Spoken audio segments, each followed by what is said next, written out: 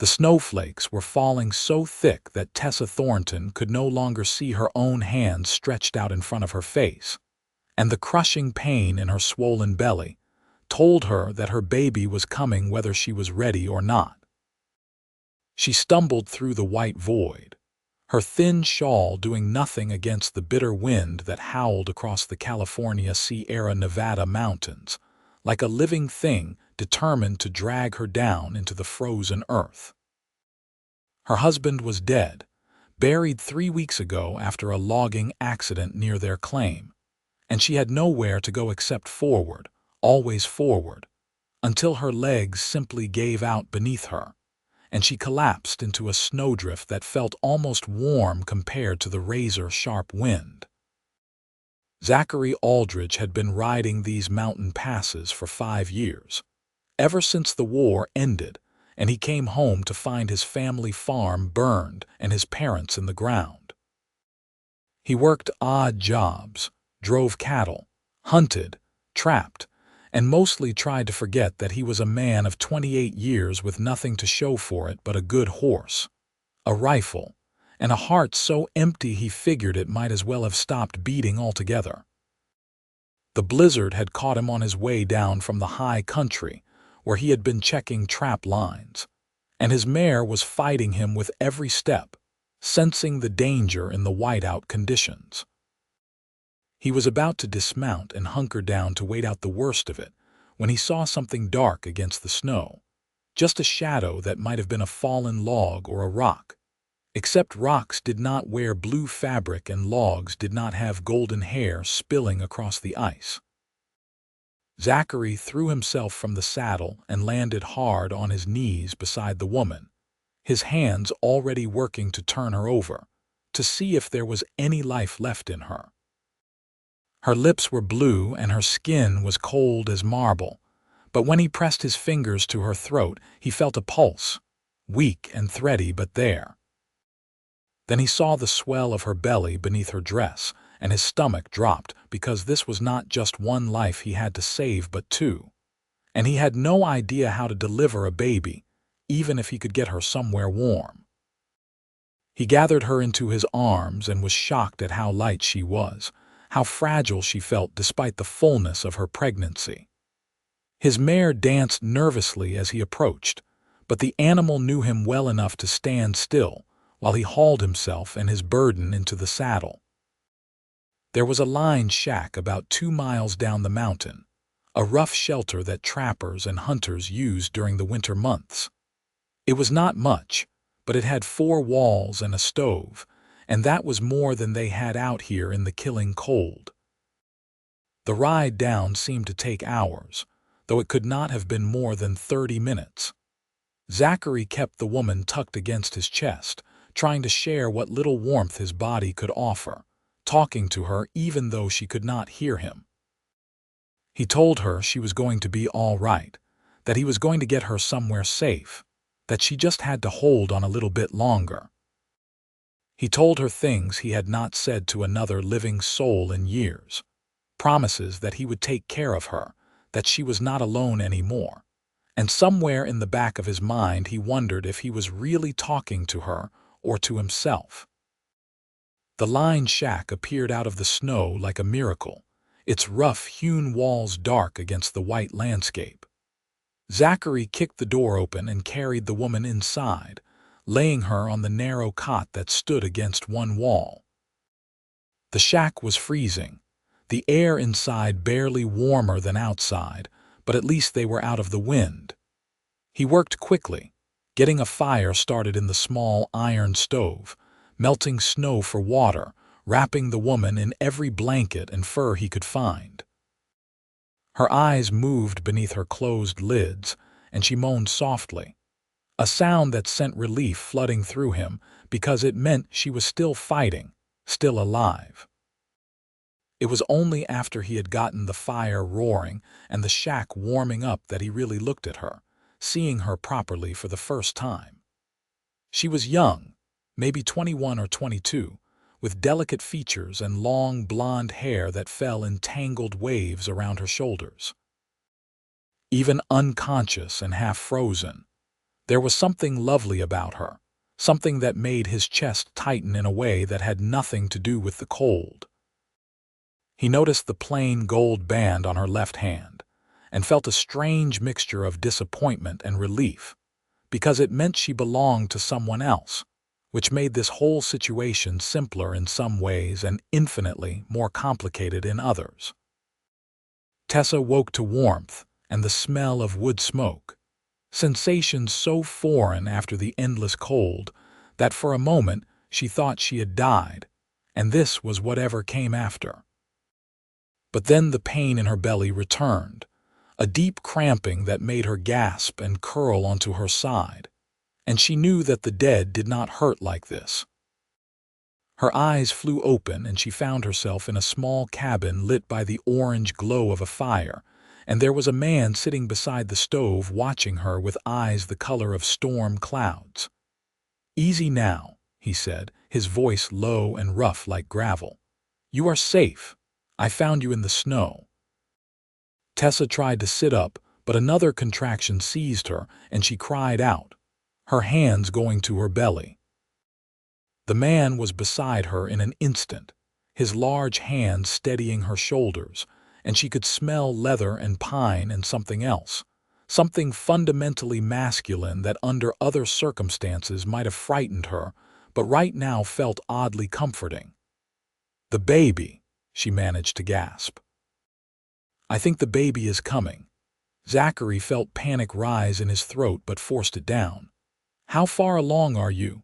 8 months, Tessa said, her breath coming in short gasps. "Maybe a little more. I lost track after my husband died," her husband. So she was a widow. Zachary filed that information away and focused on the immediate problem.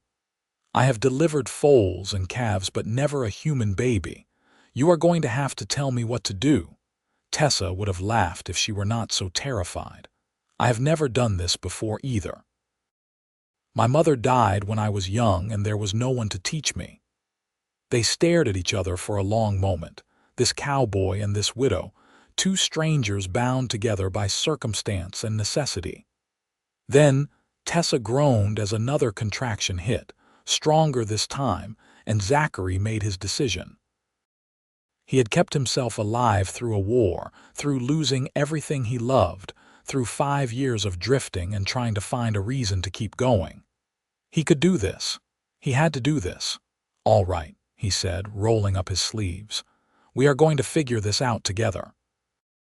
The hours that followed were the longest of Zachary's life. He boiled water and tore strips from his spare shirt for rags.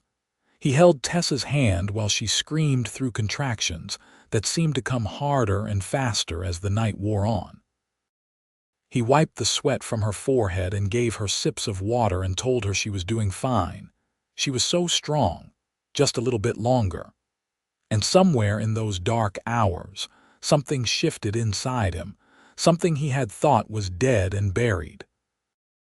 Every time she looked at him with those blue eyes full of pain and trust and desperate hope, he felt it, that stirring of purpose, that sense that maybe his life was not as empty and meaningless as he had believed. Tessa had never known pain like this, pain that consumed every inch of her body and made her feel like she was being torn apart from the inside.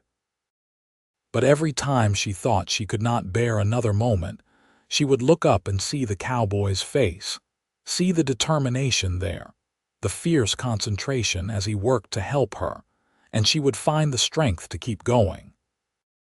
She did not even know his name, this stranger who had saved her life, but she trusted him in a way that made no logical sense. Maybe it was desperation, or maybe it was something else, something she was too exhausted and frightened to examine too closely. "I can see the head," Zachary said suddenly, his voice rough with emotion. "Tessa, I can see your baby. You need to push." She bore down with everything she had, distantly wondering when she had told him her name or if she had told him at all. The pressure was enormous, impossible, and then suddenly there was a release and she heard a sound that made her heart stop and restart all at once. A cry, a baby's cry, high and indignant and absolutely perfect. "It is a boy," Zachary said, and his voice broke on the last word. "You have a son."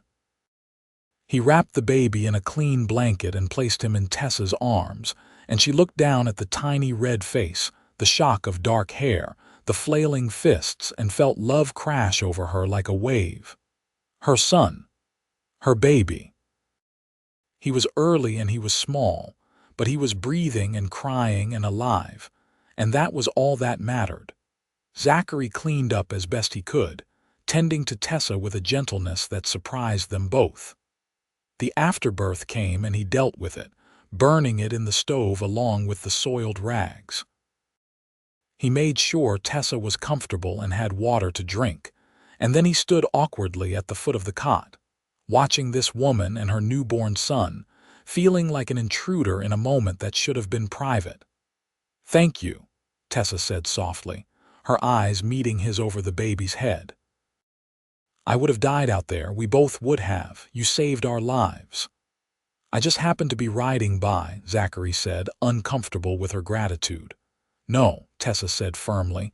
"You could have left me, it would have been easier, safer, but you did not. You stayed and you helped me and you brought my son into this world. I will never forget that." Zachary nodded and turned away, busying himself with adding wood to the fire. He could not explain the tightness in his chest, the way his hands wanted to shake.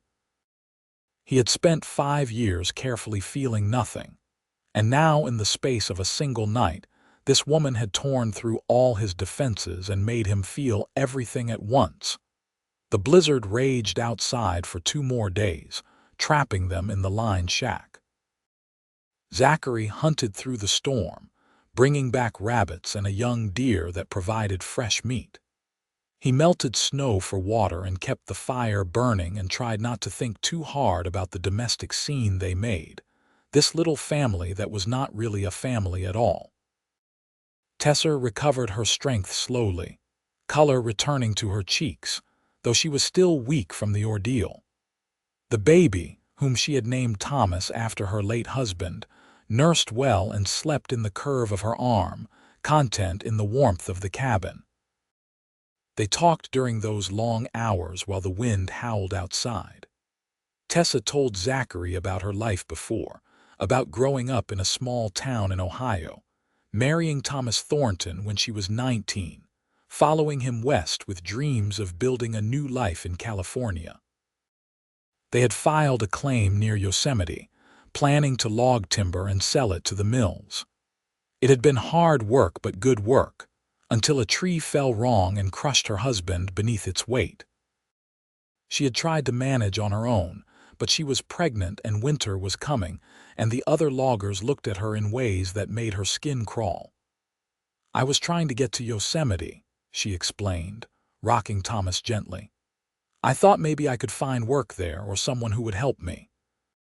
But the snow came so fast and I got turned around in the mountains." Zachary listened and found himself telling her things he had never told anyone.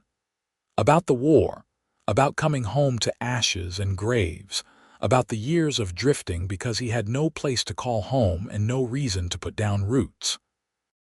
He told her about the emptiness that had settled into his bones, the feeling that he was just going through the motions of being alive without actually living. "And now?" Tessa asked quietly. Zachary looked at her, really looked at her, and something in his chest unclenched.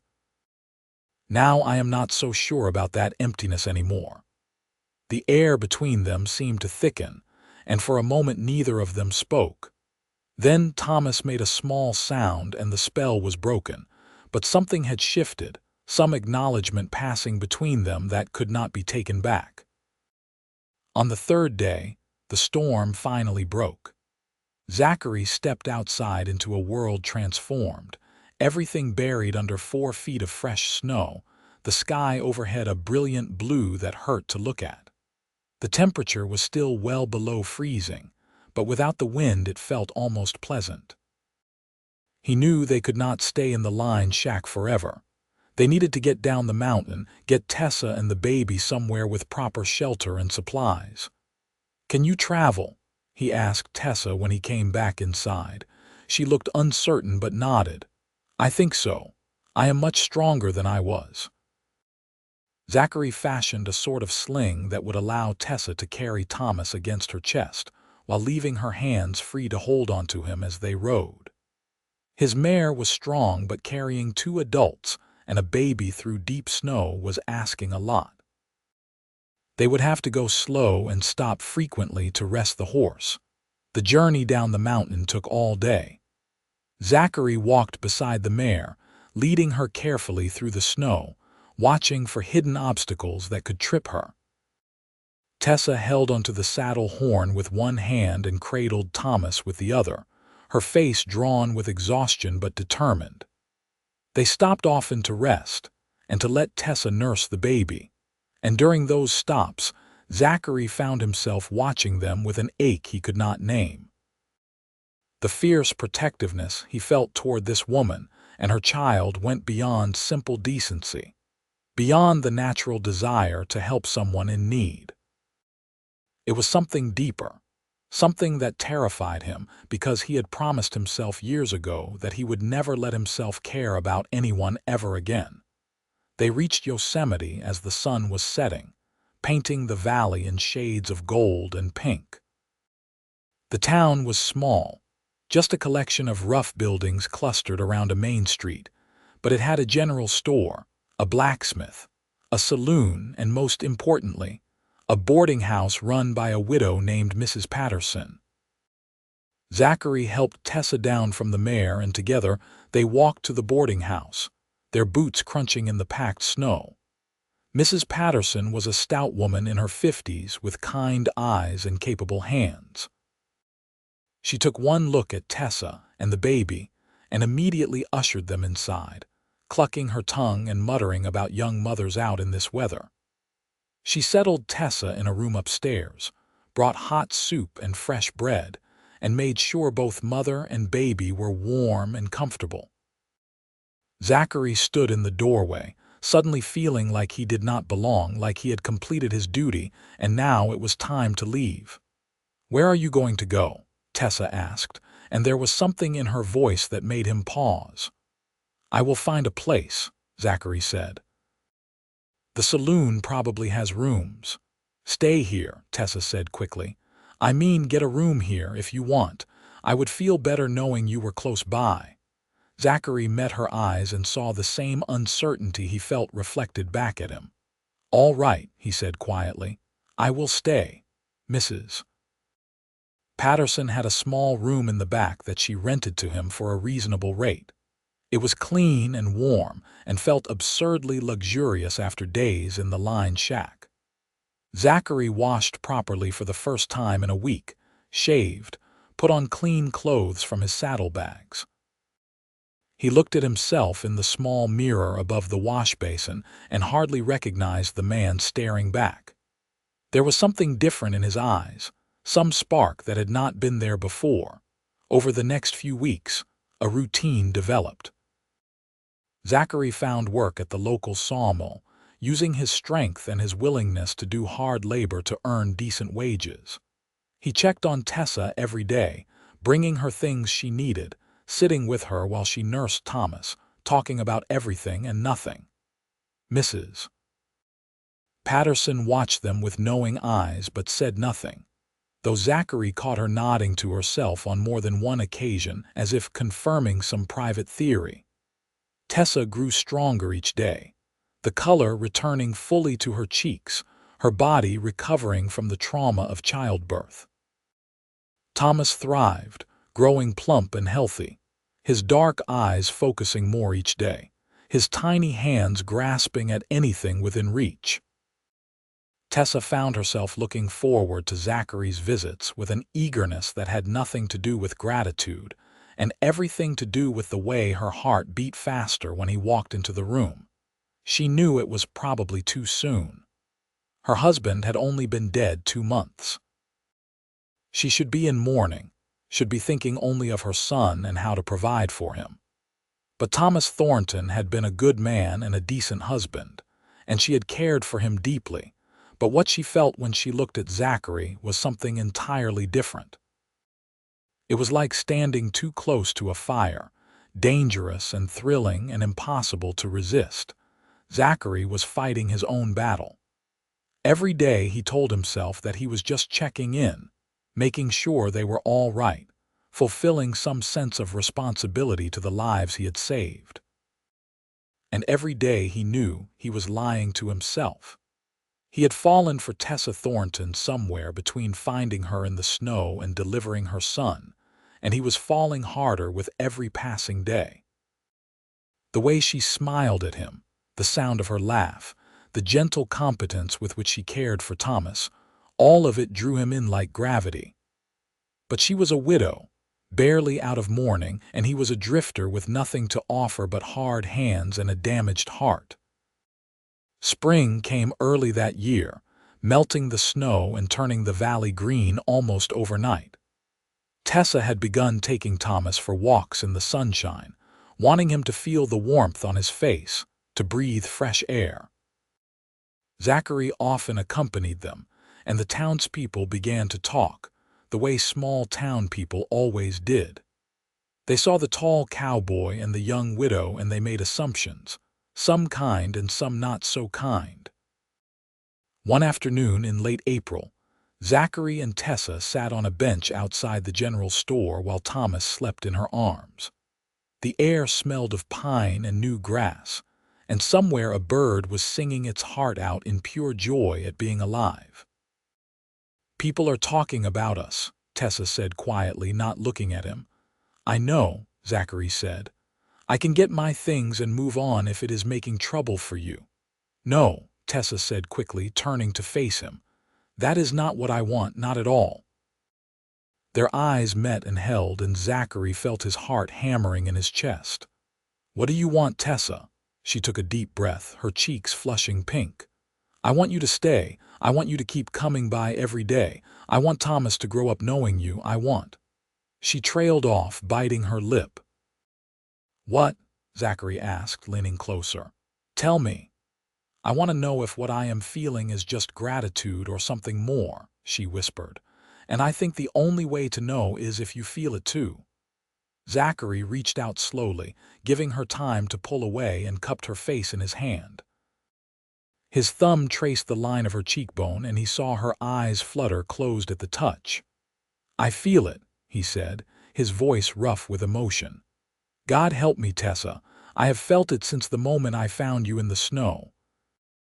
I thought I was dead inside, that I had nothing left to give anyone, but then you looked at me and I started breathing again." Tessa's eyes opened and they were bright with tears. "I loved my husband," she said. "I want you to know that. He was a good man and I mourned him. But what I feel for you is different, bigger. It scares me how much I want this, want you." "It scares me too," Zachary admitted. "I have spent 5 years making sure I did not care about anything because caring meant it could be taken away. But I look at you and Thomas, and I think maybe having something worth losing is better than having nothing at all." He leaned in slowly and kissed her, gentle and careful, a question more than a demand. Tessa kissed him back, her free hand coming up to fist in his shirt, and it was like coming home to a place he had never been, like finding something he had not known he was looking for.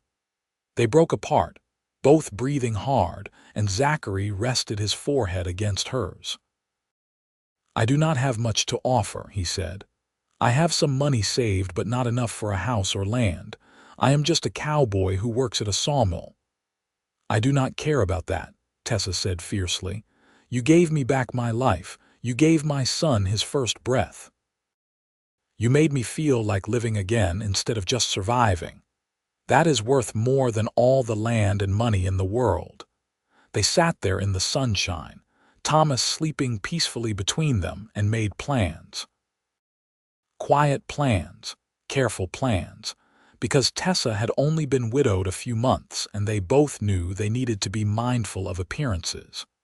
But they also knew that what they had found was rare and precious, and neither of them was willing to let it slip away out of fear or propriety. Zachary worked harder than ever at the sawmill, taking extra shifts, saving every penny he could. He had a goal now, something to work toward. He wanted to buy land, build a house, give Tessa and Thomas a real home. The other workers noticed the change in him, the new energy and purpose, and they worked harder to keep up. The foreman noticed too and gave him a raise, recognizing that Zachary was the kind of man who would give his all to whatever he set his mind to.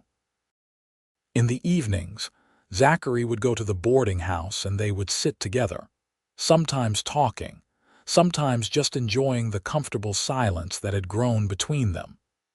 He watched Thomas grow and change, the baby becoming more alert and interactive with each passing day. He made the boy laugh by making funny faces, and the sound of that laughter did something to him, healing old wounds he had thought would never close. Mrs. Patterson, who had been watching the entire courtship with approval, pulled Zachary aside one day. "You are good for her," the older woman said bluntly. "And she is good for you. Do not wait too long to make it official. Life is short and uncertain, especially out here. When you find something worth holding on to, you hold on tight." Zachary took her words to heart. In early June, 5 months after finding Tessa in the snow, he asked her to marry him. He did it simply, without grand gestures, just the two of them sitting by the creek, while Thomas played with his toes on a blanket. He took her hand and told her that he loved her, that he wanted to spend the rest of his life taking care of her and Thomas, that he wanted to build a future together if she would have him. Tessa said yes before he even finished asking, tears streaming down her face, and kissed him with a passion that made his head spin. They would wait a few more months before the actual wedding to give her a full year of widowhood, but they were engaged, promised to each other, and that was enough. Those summer months were some of the happiest Zachary had ever known. He and Tessa were together constantly, and while they maintained propriety, stealing only kisses and held hands, the love between them grew deeper and stronger. Thomas started to recognize Zachary, reaching for him with chubby hands, babbling happily when the tall cowboy came into view. Zachary found himself thinking of the boy as his son, and the fierce protectiveness he felt was no different than if Thomas shared his blood. In September, almost exactly a year after Tessa's first husband had died, she and Zachary were married in a small ceremony at the local church. Tessa wore a simple dress of pale blue that made her eyes shine, and Zachary wore his best suit, his hair slicked back, his hands shaking slightly as he said his vows. Mrs.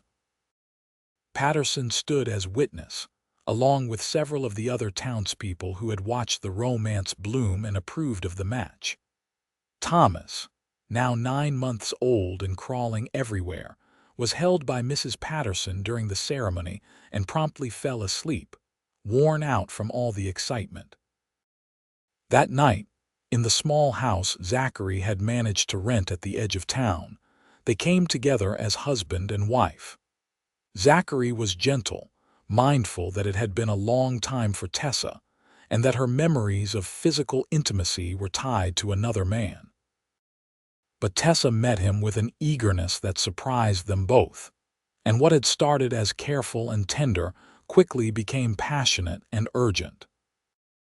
They learned each other's bodies, explored and discovered, and when they finally lay tangled together in the darkness, both sated and breathless, Zachary felt a sense of completeness he had never imagined possible.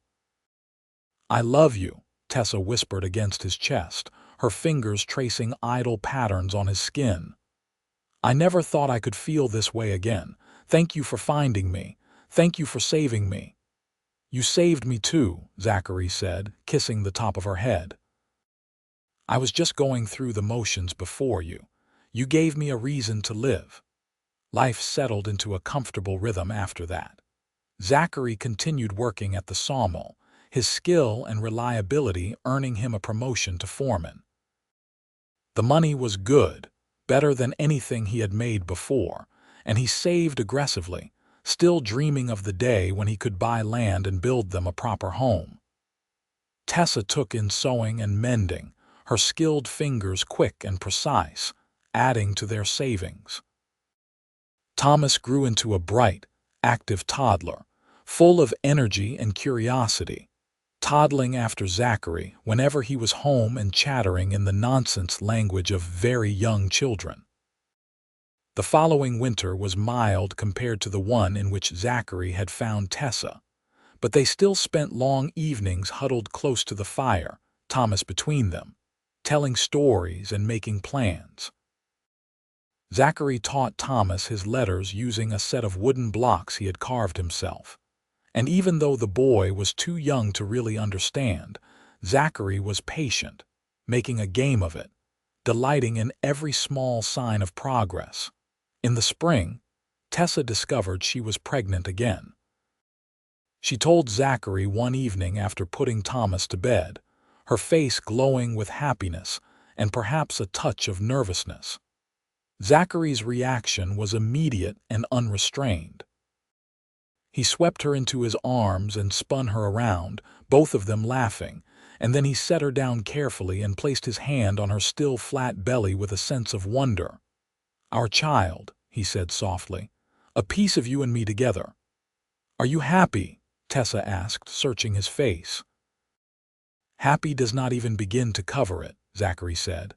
"I am amazed, I am grateful, I am terrified.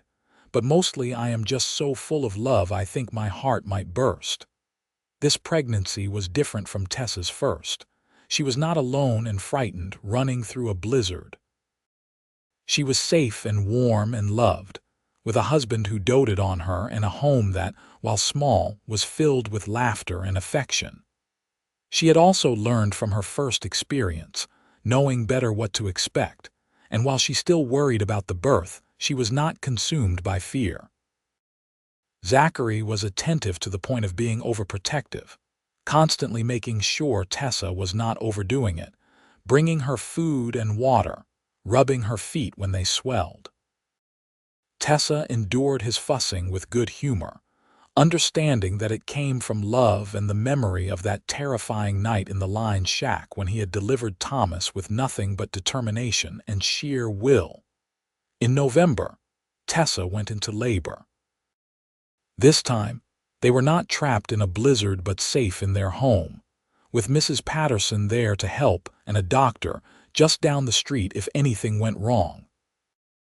Zachary held Tessa's hand through every contraction, whispering encouragement, wiping her face with a cool cloth, and when their daughter finally arrived, squalling and red-faced and perfect, he wept openly. They named her Grace, because that is what she was, a gift of grace, a blessing they had not expected but were infinitely grateful for. Thomas, now 2 years old, was fascinated by his baby sister, wanting to touch her constantly, bringing her his favorite toys, sitting beside her cradle and singing to her in his high, piping voice. The months after Grace's birth were chaotic and exhausting and wonderful. 2 children under 3 meant very little sleep and a constant state of activity. Zachary would come home from the sawmill exhausted and still find the energy to play with Thomas, to help with Grace, to hold Tessa and tell her she was doing an amazing job. They moved through those difficult months as a team, supporting each other, sharing the burden and the joy equally. When Grace was 6 months old, Zachary came home with news that made Tessa cry happy tears. He had saved enough money to buy land, 20 acres just outside of town with good soil and a stream running through it. They could build a house, plant crops, maybe run some cattle. It was everything they had been dreaming of, and it was finally within reach. That summer, they broke ground on their new home. Zachary did most of the work himself, rising before dawn to put in a few hours before heading to the sawmill, working late into the evenings by lamplight.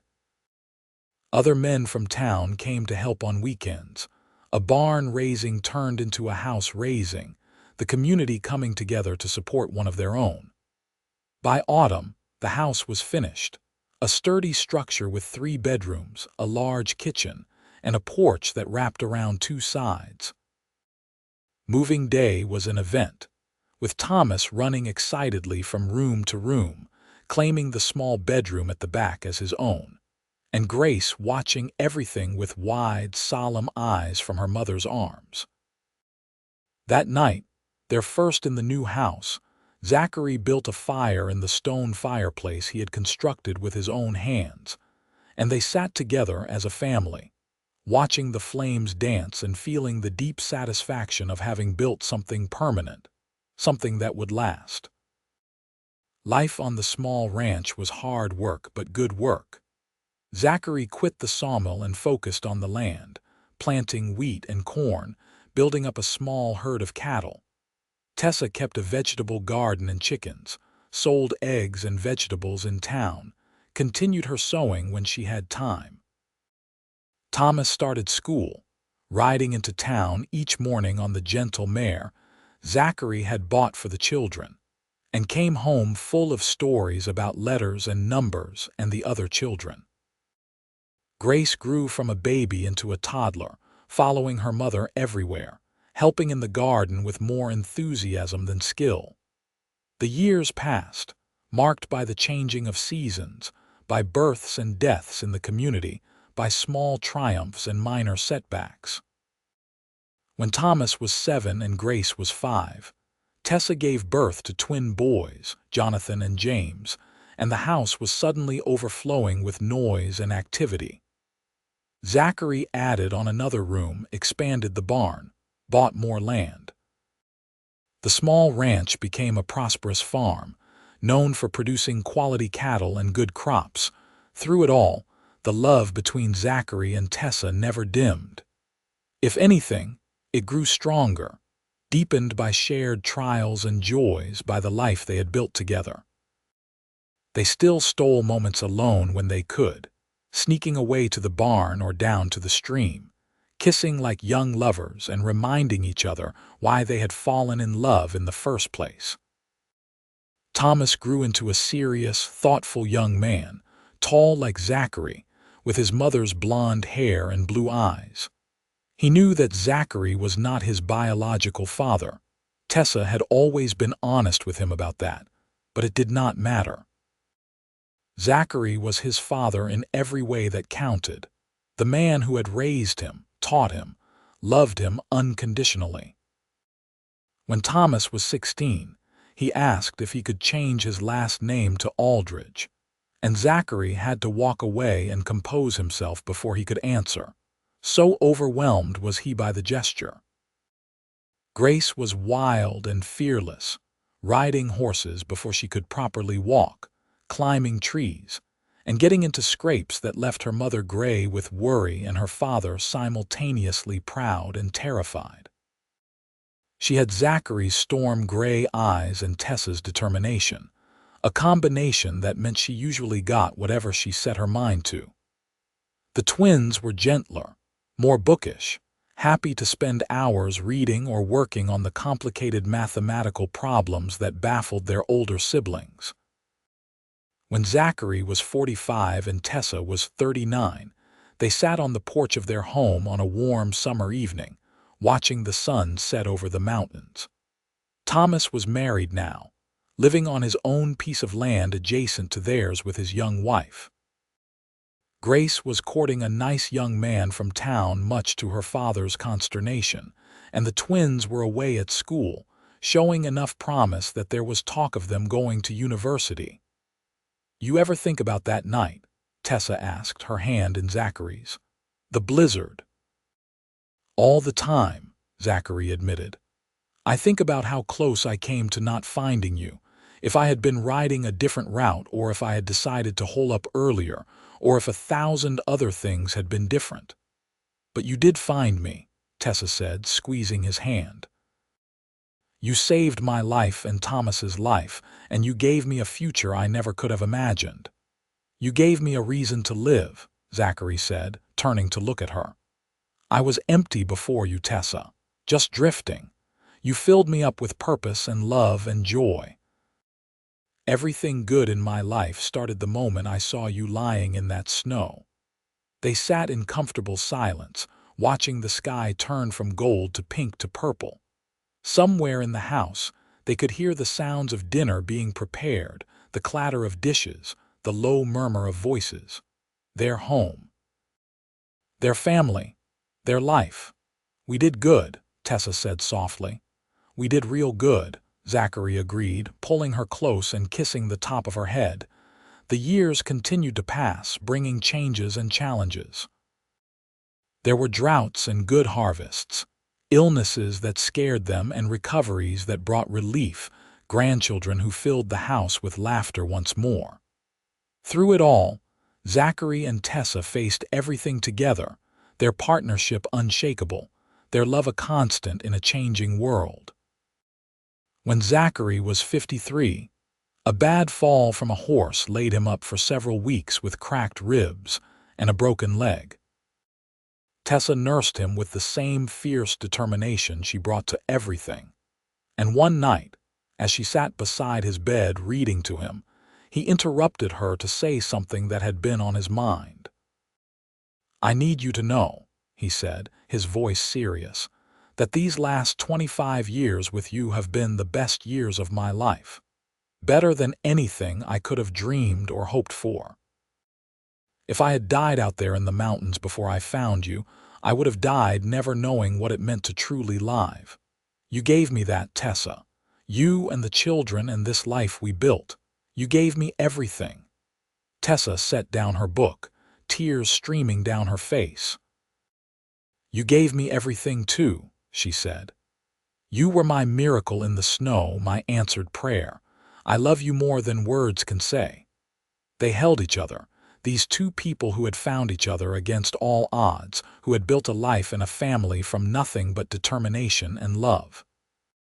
The broken ribs healed, the leg mended, and Zachary was back on his feet, moving a bit slower perhaps, but no less vital, no less committed to the life they had created.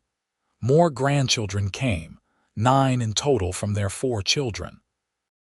The ranch continued to prosper under Thomas's management, with help from his siblings when needed. Zachary and Tessa moved into a smaller cottage on the property, leaving the big house to Thomas and his growing family. But they were still very much involved in the day-to-day operations, offering advice and lending a hand when needed.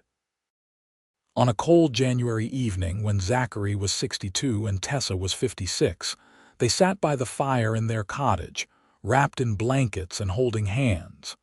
Outside, snow was falling gently, covering the world in white, and Tessa shivered despite the warmth of the fire. "It is strange," she said. "Snow used to terrify me after that night. For years I could not look at it without remembering the cold, the pain, the fear. But now I just see it as beautiful."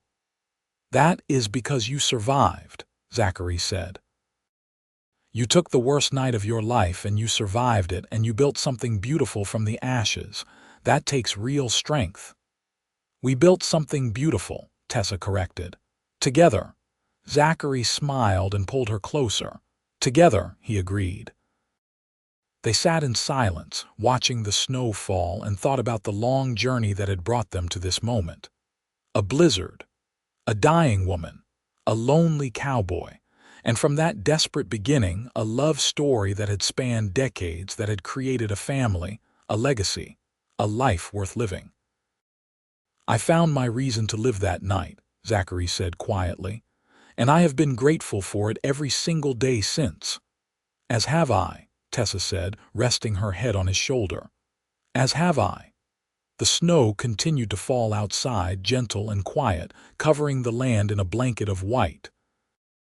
But inside the cottage, there was warmth and love and the deep contentment of two people who had found each other against impossible odds and had never let go.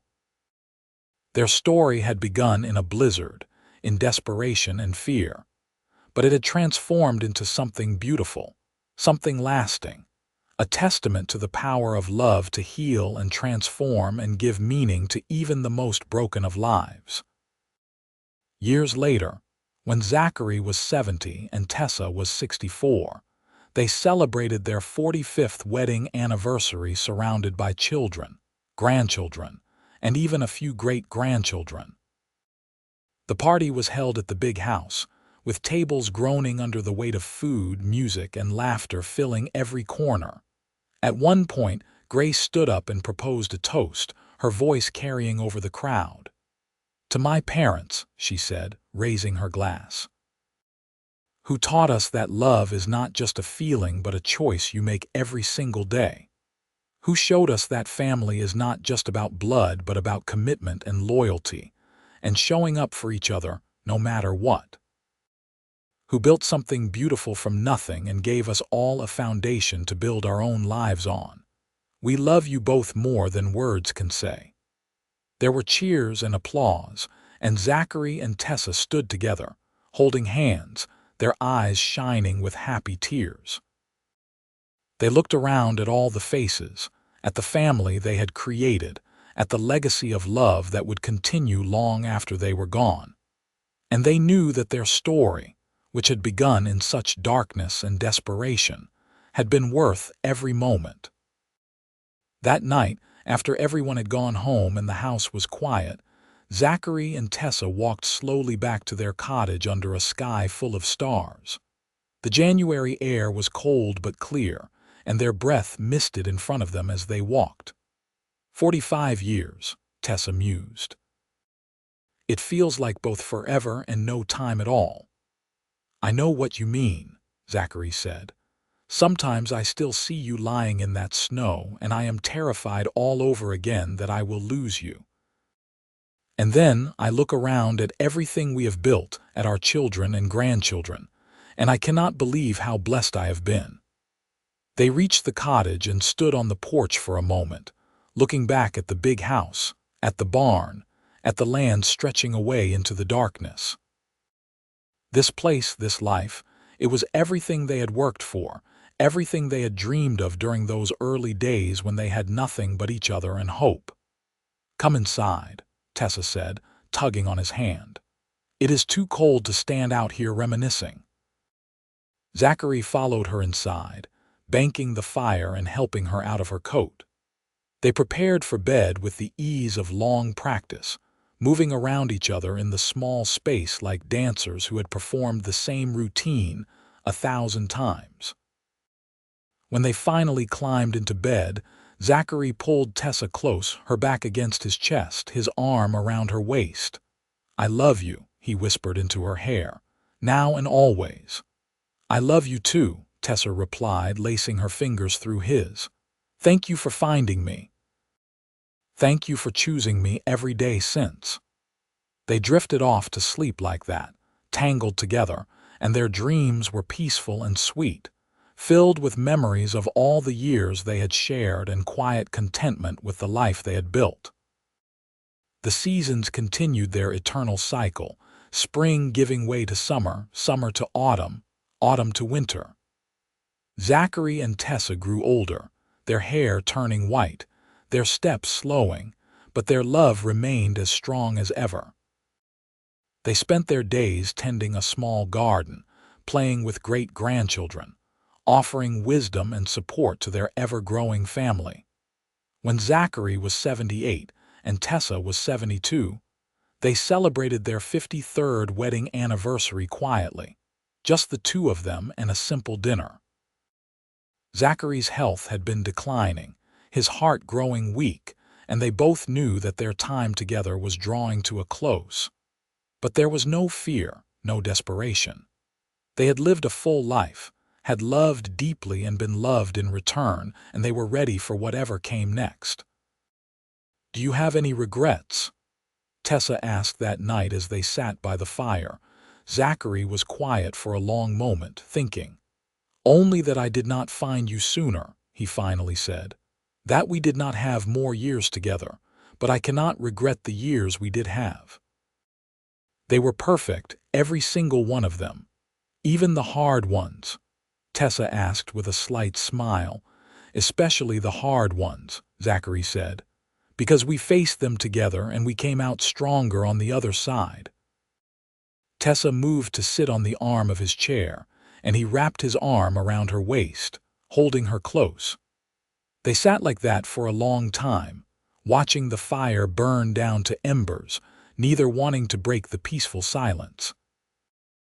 Zachary passed away quietly in his sleep 2 months later, on a warm spring morning with the windows open and the smell of apple blossoms drifting in on the breeze. Tessa was beside him, holding his hand, and she knew the moment he left her, felt it like a physical thing, like part of her soul had been torn away. But even in her grief, she was grateful. Grateful for every moment they had shared, grateful for the family they had created, grateful that he had gone peacefully, without pain. The funeral was attended by what seemed like half the county, testament to the impact Zachary had made during his long life. Thomas gave the eulogy, his voice breaking as he spoke about the man who had found his mother in a blizzard, who had delivered him into the world with his own hands, who had raised him with patience and love, and made him the man he was today. There was not a dry eye in the church. Tessa lived for another 6 years after Zachary's death, and while she missed him every single day, she found comfort in their children and grandchildren and great-grandchildren, in the legacy of love they had created together. She told their story often, wanting to make sure the younger generations understood where they had come from, understood the power of love to transform lives. On a cold January evening, exactly 59 years after Zachary had found her in the blizzard, Tessa passed away peacefully in her sleep, surrounded by family. Her last words were whispered so quietly that only Grace, who was sitting beside her, heard them. "I am coming, my love. Wait for me." They buried her beside Zachary under a large oak tree on the property, a simple headstone marking the place where they rested. The epitaph read, "Zachary Aldridge, beloved husband, father, and grandfather, he found his reason to live. Tessa Thornton Aldridge, beloved wife, mother, and grandmother. She survived to build a beautiful life, together forever." The ranch continued under Thomas's management, and then under his sons, passing down through the generations.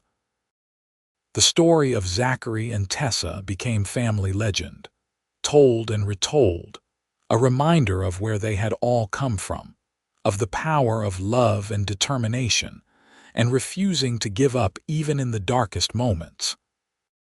The small cottage where Zachary and Tessa had spent their final years together was preserved, turned into a sort of family museum. Inside, carefully maintained, were Zachary's rifle and the blankets he had used to wrap Tessa and baby Thomas in that long-ago blizzard. There were photographs covering the walls, documenting the life they had built together, the family they had raised, the love that had sustained them through more than 5 decades of marriage. And on cold winter nights, when the snow fell soft and silent over the land, the family would gather in the big house and tell the story of how it all began. How a pregnant woman, alone and desperate, had collapsed in a blizzard. How a lonely cowboy, empty and drifting, had found her just in time. How that single moment of grace had transformed 2 broken lives into something beautiful and lasting. How love, real and true and committed, could heal even the deepest wounds and give meaning to existence. The story ended the same way every time, with the storyteller reminding everyone that Zachary and Tessa's legacy was not just the land or the family name, but the example they had set. They had shown that love was a choice, a commitment, something you worked at and fought for every single day. They had proven that no matter how dark things seemed, there was always hope, always the possibility of redemption and new beginnings. And so the years continued to pass, decade after decade, century turning to century, but the story of Zachary and Tessa lived on, a testament to love, to survival, to the incredible things that can happen when two people find each other against impossible odds and refuse to let go. Their story had begun in a blizzard, in the darkest and most desperate of circumstances, but it had become a beacon of light, a reminder that even in the coldest winter, love can bloom and thrive and create something that will last forever. The ranch that Zachary had built with his own hands, that he and Tessa had turned into a home, continued to prosper and grow. The oak tree under which they were buried grew tall and strong, its branches spreading wide to provide shade in summer and shelter in winter. And if you stood beneath that tree on a quiet evening, the family said, you could almost feel them there, Zachary and Tessa, still together, still in love, still watching over the family they had created and the legacy they had left behind. Their love story, born from desperation and survival, nurtured by commitment and daily choice, had transformed into something eternal. It lived on in every child born to the family, in every marriage that followed their example, in every act of kindness and courage and unconditional love. Zachary had found his reason to live that cold January night when he pulled a dying woman from the snow, and that reason had given him more than 50 years of joy, purpose, and deep, abiding love. And Tessa, who had thought her life was over as she collapsed into that snowdrift, had been given a second chance, a new beginning, a love deeper and truer than she had ever imagined possible. Together, they had built not just a family or a ranch, but a legacy, a story that would be told for generations, inspiring others to believe in the power of love, the possibility of redemption, and the incredible things that can happen when two souls find each other in the darkness and hold on tight, refusing to let go no matter what storms may come. Their story was complete, their ending happy and peaceful, their love eternal. And in the hearts of everyone who knew them, in the stories told around fireplaces on snowy evenings, in the very land they had worked and loved, Zachary and Tessa lived on, forever young, forever in love, forever together. The cowboy had found his reason to live, and the pregnant woman alone in the blizzard had found her salvation. And from that desperate beginning had come a love story for the ages, proof that even in the darkest moments, hope and love can light the way home.